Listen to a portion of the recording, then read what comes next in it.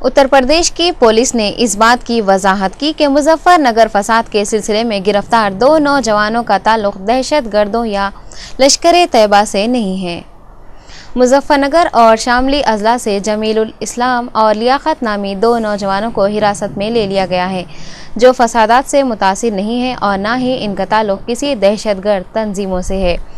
Police ओहदेदार Amarinder Singh ने बताया कि राशिद और शाहिद से तफ्तीश के दौरान पता चला है कि मुजफ्फरनगर और शामली के रहने वाले जमीलुल इस्लाम और लियाकत को मुलाजिमत फराहम करने के लिए मीवात तलब किया गया और बाद में इन्हें अस्करी सरगर्मियों में मुलविस होने की तरगीब दी गई, लेकिन जमील और लियाकत ने इन सरगर्मियों में मुलविस होने से इनकार कर दिया।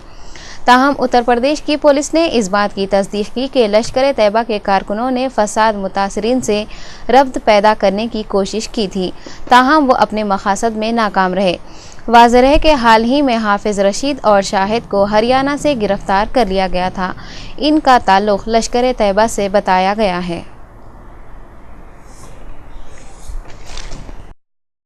दिल्ली पुलिस केंद्र सरकार के अंतर्गत है।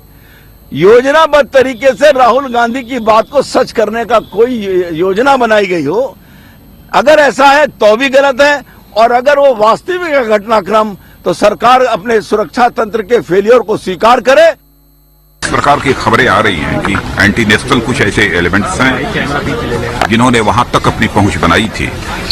इस पूरे मामले की निश्चित रूप से जांच होनी चाहिए और इसे बहुत ही गंभीरतापूर्वक लिया जाना चाहिए। Whatever the Honorable Congress Vice President said requires any kind of substantiation by any investigative agency. The fact is that when you have a polarized environment, when you have a breakdown of communal harmony, forces which are inimical to India, which are inimical to the idea of India, do try and fish in troubled waters. Rahul Gandhi साहब को बहुत पहले हो गई थी और उन्होंने ये कहा भी था कि उनके संपर्क में है, तो या तो राहुल जी ने उनकी डिटेल्स बताई होंगी, और अगर नहीं बताई हैं तो उनके साथ साथ राहुल जी से भी ये पूछना चाहिए कि आपके ये संपर्क में कैसे आए।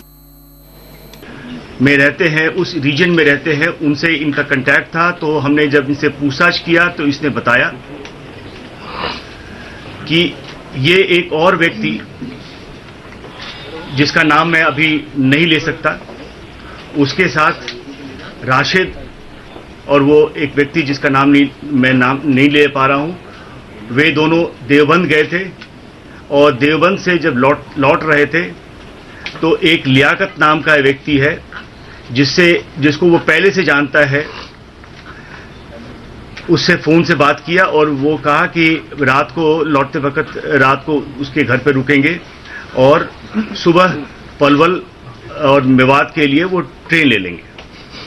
रात को रुके और जब सुबह लियाकत जो 58 साल का एक टीचर है जो यूपी गवर्नमेंट के एजुकेशन डिपार्टमेंट के तहत काम करता है, उसे रेलवे स्टेशन छोड़ने गया। एक गाड़ी में वो रेलवे स्टेशन के तक आया और रेलवे स्टेशन का नाम क्या है? थाना भवन। रेलवे स्टेशन का नाम है थाना भवन। वहां तक आया और उसने एक जमीर नाम का एक और व्यक्ति है जिसको लियाकत जानता है, उसको फोन किया कि ये हमारे 2 मेहमान आ रहे हैं, उनके लिए चाय का बंदोबस्त कर दो।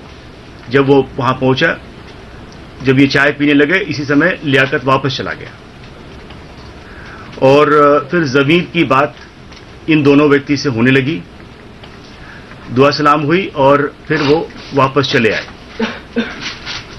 वो मेवात चले गए, पलवल के थ्रू मेवात चले गए। उसका टेलीफोन नंबर था, उसने उसको दिल्ली में 2 मुलाकातें हुई।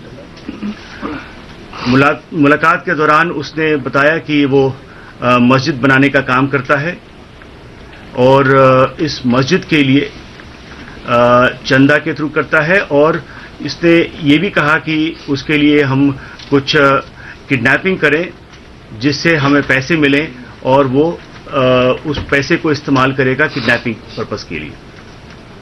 मैं यहाँ पे आपको क्लैरिफाई करना चाहता हूँ कि लियाकत और जमीर दोनों मुजफ्फरनगर राइट्स विक्टिम नहीं है। उनसे इनका कोई सरोकार नहीं है।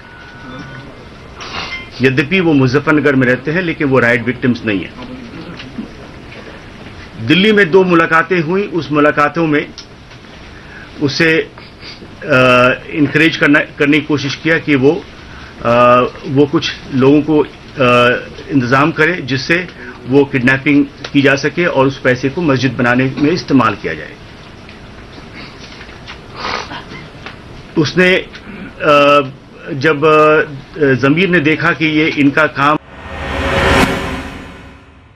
जम्मू कश्मीर में सर्दी का कहर हुनूस जारी है, जबकि लद्दाख डिवीजन के लेह को सरद तरीन मुकाम करार दिया गया है, जहां दर्जे हरारत 1.4 डिग्री सेल्सियस मनफी रिकॉर्ड किया गया है, जबकि कारगिल में दर्जे हरारत 19 डिग्री मनफी रिकॉर्ड किया गया है।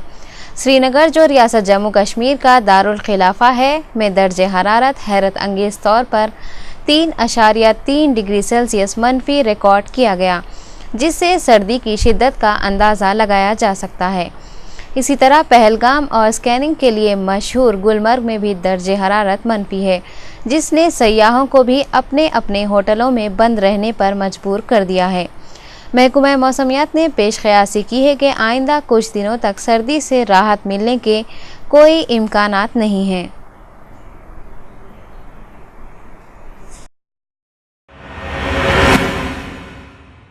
कांग्रेस के जनरल सेक्रेटरी दिग्विजय सिंह ने कहा कि वो हर किस्म की बुनियाद परस्त ताकतों के सख्त खिलाफ हैं, क्योंकि वो समाज के लिए खतरा हैं। मीडिया के नुमाइंदों से बात करते हुए इन्होंने कहा कि वो बुनियाद परस्त ताकतों को, चाहे वो हिंदू हो या मुसलमान, समाज के लिए मसावी तौर पर खतरा समझते हैं। वाज़ेह है कि इनसे हाल ही में गिरफ्तार 2 दहशतगर्दों की गिरफ्तारी पर सवाल किया गया था, जिनका ताल्लुक़ मुबैना तौर पर लश्कर तैयबा से था। दिग्विजय सिंह ने कहा कि इन्हें इस बात पर कोई हैरत नहीं हुई कि योगा गुरु बाबा रामदेव और बीजेपी के वज़ारत उज़्मा के उम्मीदवार नरेंद्र मोदी एक ही प्लेटफॉर्म में मौजूद थे। अलावा अजी इन्होंने कहा कि हर किस्म के लोग बशमूल ऐसे अफराद जिनके पास जाली पासपोर्ट और डिग्रियां हैं, मोदी के साथ शय नशीन पर शिरकत कर चुके हैं। मुजफ्फरनगर फसादात में मुस्लिम कायदीन के खिलाफ दर्ज केसों से दस्तबरदारी के यूपी हुकूमत के इक़दाम का नोट लेते हुए बीजेपी पार्टी ने गवर्नर BL जोशी से अपील की है कि हुकूमत पर इस तशद्दुद के सिलसिले में तमाम केसों से दस्तबरदारी के लिए जोर डालें, जिनमें इसके कायदीन के खिलाफ दर्ज मुकदमात शामिल हैं। रियासती सदर लक्ष्मीकांत वाजपेयी की क़यादत में वफ़द ने इस ज़िमन में गवर्नर को मेमोरेंडम पेश किया है।